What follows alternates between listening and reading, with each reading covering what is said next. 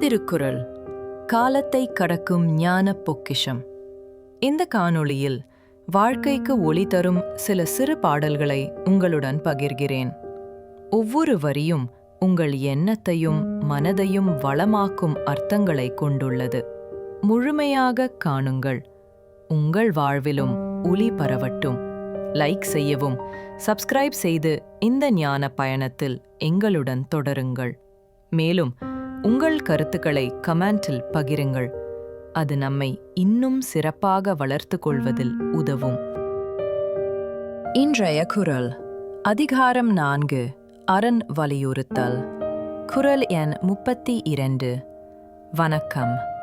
அறச்செயலினால் வரும் நன்மையை வலியுறுத்திய வள்ளுவர் அடுத்ததாக அறத்தை மறப்பதால் வரும் தீமையை பற்றி எடுத்துரைக்கும் திருக்குறளின் 32வது அமுதமொழியை இன்று நாம் அறியலாம்.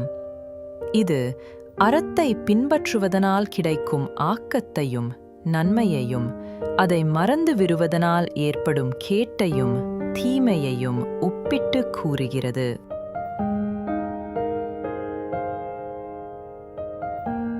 அறத்தினூங்கு ஆக்கமும் இல்லை, அதனை மறத்தலினூங்கில்லை கேடு.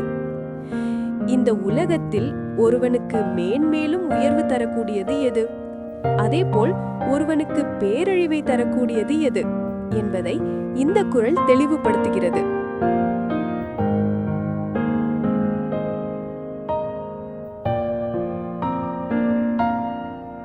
அறத்தை மறக்கும் போதுதான் ஒருவன் தீமைகளை செய்ய தொடங்குகிறான்.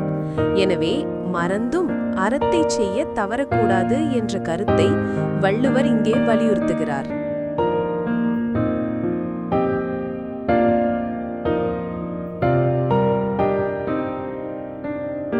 இன்று நாம் அறிந்த வள்ளுவரின் இந்த குறள் அறத்தின் மகத்துவத்தையும் அதை புறக்கணிப்பதால் ஏற்படும் பேராபத்தையும் நமக்கு உணர்த்துகிறது. எனவே அறத்தை வாழ்வின் மிக உயரிய செல்வமாக கருதி அதிலிருந்து ஒருபோதும் விலகாமல் வாழ்வோம். மீண்டும் ஒரு குறளுடன் சந்திப்போம். உங்கள் மனம் நிம்மதியாய், உங்கள் வாழ்வு நிலைத்ததாக இருக்க நமது சேனலுடன் இணைந்திருங்கள். வீடியோ பிடித்திருந்தால் லைக் செய்யவும் மற்றும் புதிய ஞான கருத்துக்களை பெற சப்ஸ்கிரைப் செய்ய மறக்காதீர்கள்.